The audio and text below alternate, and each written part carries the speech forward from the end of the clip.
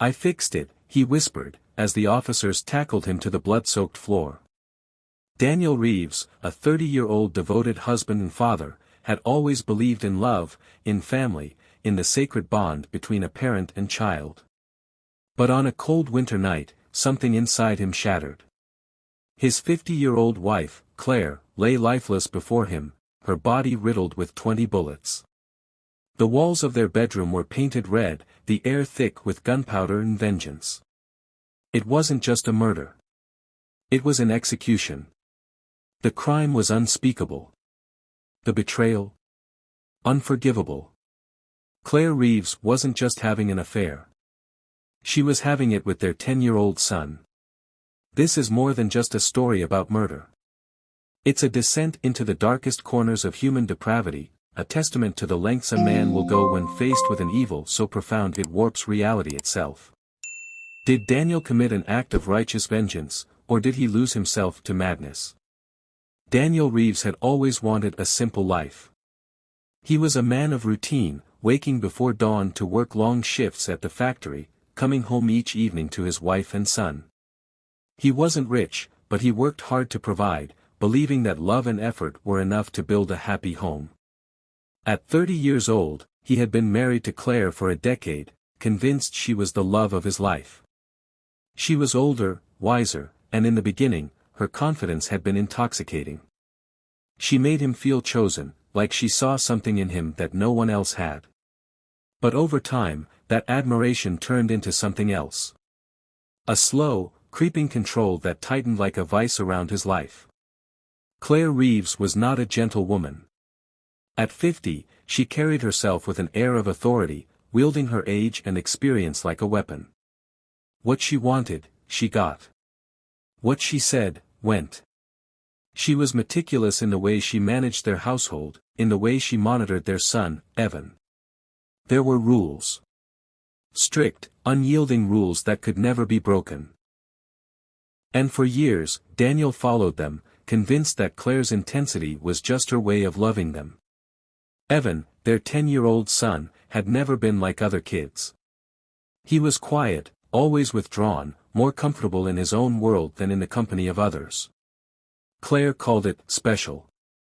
She insisted that she knew what was best for him. She never let him have sleepovers. Never let him play outside alone. Never let Daniel get too close. There were signs, subtle, whispering warnings that something was deeply wrong. But Daniel ignored them. For years, from the outside looking in, they were a perfect family. But within the walls of their home, something sick had been growing. And when Daniel finally saw the truth, it shattered him beyond repair. Daniel Reeves wasn't supposed to be home early. He had picked up an extra shift at the factory, another long day in the relentless hum of machines and sweat, but the foreman cut the crew loose early due to a system malfunction. For the first time in weeks, Daniel allowed himself to feel relief, an unexpected evening to rest, to spend time with his wife and son. The house was quiet when he stepped inside, the familiar scent of Claire's lavender candles lingering in the air. He set his coat on the rack, rolling his shoulders to shake off the exhaustion. Then, he heard it, soft whispers, muffled by distance, coming from the back of the house. At first, he thought nothing of it. Claire often sat with Evan at bedtime, reading to him, telling him stories. But something about this felt different. The tone. The urgency. Curious, Daniel moved toward the hallway, his footsteps light against the wooden floor. As he neared Evan's room, the whispers became clearer. There was something in his wife's voice, a softness that felt unnatural, unsettling. Then he heard Evan's voice, fragile and trembling. "Mom, please. I don't want to." Daniel stopped cold. His pulse quickened. His mouth went dry. The bedroom door was slightly ajar, the dim glow of a bedside lamp casting shadows against the hallway walls. Every part of him screamed to walk away, to ignore the gnawing feeling in his gut, but some unseen force pulled him forward. He stepped closer, just enough to see inside. Claire was sitting on the bed beside Evan, her fingers stroking his hair, her touch lingering in a way no mother's should. Evan's small body was tense, his hands clenching the blanket in his lap, his breath shaky. Tears streaked his flushed cheeks, his expression frozen between fear and confusion. Daniel's heart thundered in his chest.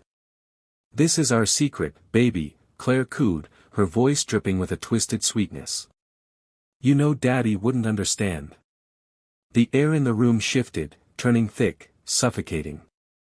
Daniel felt like the walls were closing in, like the floor beneath him had vanished, leaving him weightless in an abyss of disbelief. His stomach twisted violently. His hands went numb. His mind refused to process what his eyes were seeing.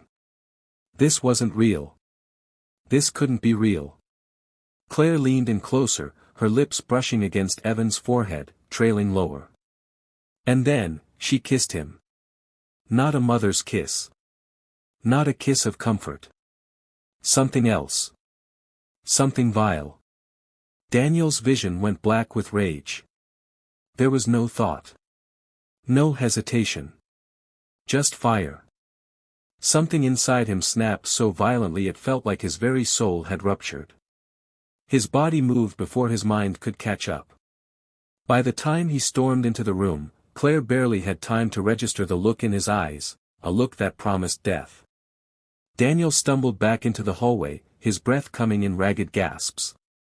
His hands clawed at the walls as if trying to steady himself, but the house around him had become a prison, a coffin filled with rot. The whispers still slithered through the air, sickly sweet, curling around him like a noose. "This is our secret, baby." Daniel gagged, his stomach convulsing as if his own body was rejecting the truth. His mind spun, dragging him through every moment, every warning sign he had ignored. The way Claire never let Evan have sleepovers. She had always been protective, overbearing. "He doesn't need friends," she would say. "He has me." The way Evan always hesitated before hugging his father. Daniel had chalked it up to shyness. Maybe Claire had told him he was too rough, too distant. But no, Evan hadn't been afraid of Daniel. He had been afraid of betraying her. The way Evan flinched when Claire touched his shoulder. A small, barely noticeable recoil, one Daniel had dismissed as nothing. But now he saw it. Now he understood. His son wasn't just shy. He wasn't just anxious. He was trapped. The sickness in Daniel's gut morphed into something else. Fire. Rage. Wrath. A kind of fury he had never known before, a storm that consumed every inch of his soul. It no longer mattered what happened to him. Claire was going to die tonight. His feet carried him forward before his mind could form another thought. The house blurred around him, the walls pulsing with the sickening weight of his realization. He reached the bedroom. The safe. His hands no longer trembled as he turned the dial, punching in the combination with precision. The door swung open with a mechanical click, revealing the cold steel of his pistol. A weapon he had never used outside of a firing range. Tonight, it would serve its purpose. The weight of the gun in his grip felt right. Like it had been waiting for this moment. He turned back toward the hallway, the rage solidifying into something cold, something lethal. One step. Then another. Each footfall heavier than the last, his body moving with the certainty of a man whose fate had already been written. The whispers in Evan's room had not stopped. "Shoo, baby. Mommy loves you." Daniel stepped into the doorway. Claire still had her back to him, her hand still on Evan. She never saw death coming. Claire Reeves had never been normal. Her sickness didn't present itself in the ways people expected. There were no sudden outbursts, no violent episodes, no signs that would make neighbors whisper behind closed doors. To the world, she was composed, intelligent, a devoted wife and mother. She spoke with a warmth that made people trust her, carried herself with an air of control that made her seem wise. But beneath that perfect facade was something broken. She had always believed she was different from other women, above them. While others aged and faded into irrelevance, she remained powerful, untouchable. She had learned early on that love was about control, that true affection wasn't about compromise but submission. Men had always disappointed her. They were predictable, weak in their desires. Even Daniel, so much younger than her, had been easy to manipulate at first. He was so eager to please, so desperate to be loved. She had molded him into what she wanted, taught him his place in her world. But eventually, he had become useless to her. Then there was Evan. Her perfect boy. From the moment he was born, Claire felt something inside her shift, a feeling she had never experienced before. Ownership. He wasn't like Daniel, he was hers in a way no man had ever been. He belonged to her, and her alone. She convinced herself that she was the only one who could truly love him, the only one who could shape him into something great. The world outside was poison, full of unworthy people who would never understand the depth of their bond. So she made sure he never left her orbit. She controlled what he ate, what he wore, who he spoke to. She whispered to him at night, filling his mind with her version of love, rewiring him before he was old enough to know better. But there was always resistance. He flinched under her touch. He recoiled from her kisses. She saw it, but she ignored it. He just didn't understand yet. That was the thing about love. It had to be taught. And when Daniel walked in that night, gun in hand, Claire didn't feel fear at first. She felt betrayal. Her spell had finally broken. And for that, she had to die. Claire turned just as Daniel raised the gun. For a moment, there was nothing but silence between them, a frozen heartbeat of time where reality had not yet caught up. Her eyes flickered with confusion, then something else, annoyance. "Daniel," she said, tilting her head slightly, her voice carrying the same condescending tone she had always used with him. As if he were interrupting her. The first bullet tore through her stomach. The impact sent her stumbling backward, a sharp gasp escaping her lips as her hand flew to the gaping wound. Blood seeped through her fingers. The shock in her expression was almost comical, as if she truly couldn't believe he had done it. The second bullet shattered her shoulder. The force knocked her sideways, her body twisting as she hit the edge of the bed. Her breath came in ragged gasps, pain overtaking her confusion. The third. The fourth. The fifth. Each shot a reckoning. Each one carrying the full weight of betrayal, of disgust, of fury. Claire screamed. Pleaded. Begged. "Daniel, please. We can talk about this." But Daniel could not hear her anymore. His vision was red. His ears rang with the sound of his son's sobs, of every lie, every whisper, every horror she had inflicted. 6 shots. 7. 8. Claire tried to crawl, her blood smearing across the sheets. Her mouth moved, but no words came out. 9. 10. 11. Her body jerked violently with each impact, her breath becoming wet and shallow. 12. 13. 14. Her face twisted in agony, her body convulsing as the bullets tore through her.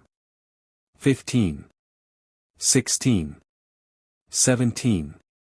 Claire's mouth opened again, but no sound escaped this time. 18. 19. The final bullet hit her directly in the heart. 20. Then, nothing. The house fell silent, save for the sound of Daniel's own ragged breathing. Claire lay motionless, her body a crumpled heap of flesh and ruin, her blood soaking the mattress, the same bed where she had betrayed him, where she had whispered those sickening lies into their son's ear. Daniel exhaled slowly, lowering the gun. It was over. A soft whisper broke the silence.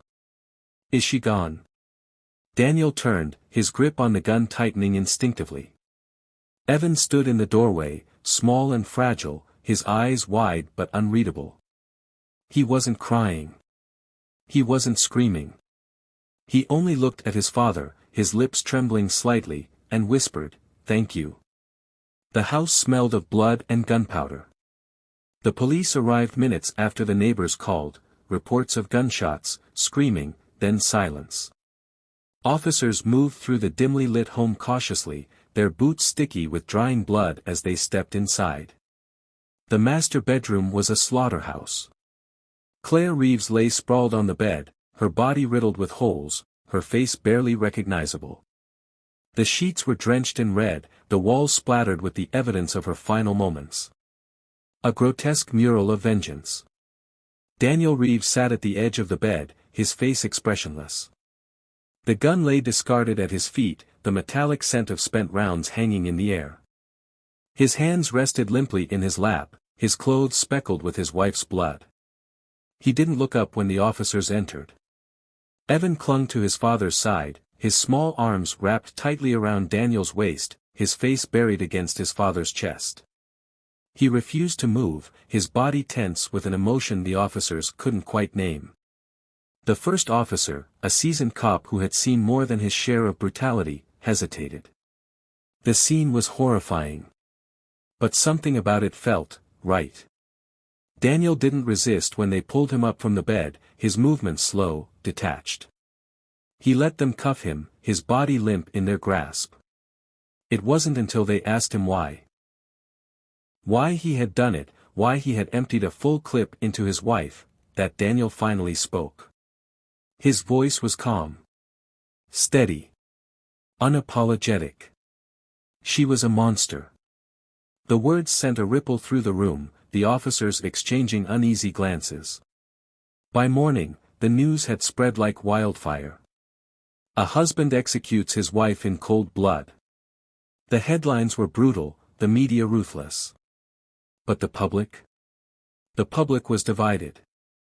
Some called him a murderer. A man who had snapped, gone too far, taken the law into his own hands. Others called him a hero. A father who had saved his son from a horror too dark to name.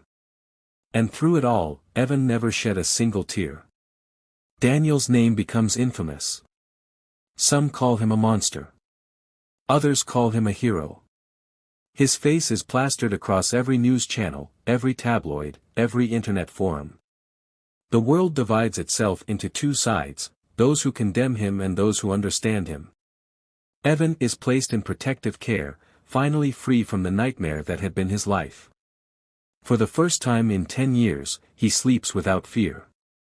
But freedom comes at a price. He is alone now, his childhood forever scarred, his memories stained with horrors no child should carry. In prison, Daniel does not speak. He does not beg for appeal. He does not write letters, does not seek redemption. He simply exists, locked away in a world of silence. His hands, the same hands that once cradled his son, now stained with his wife's blood. He does not regret what he did.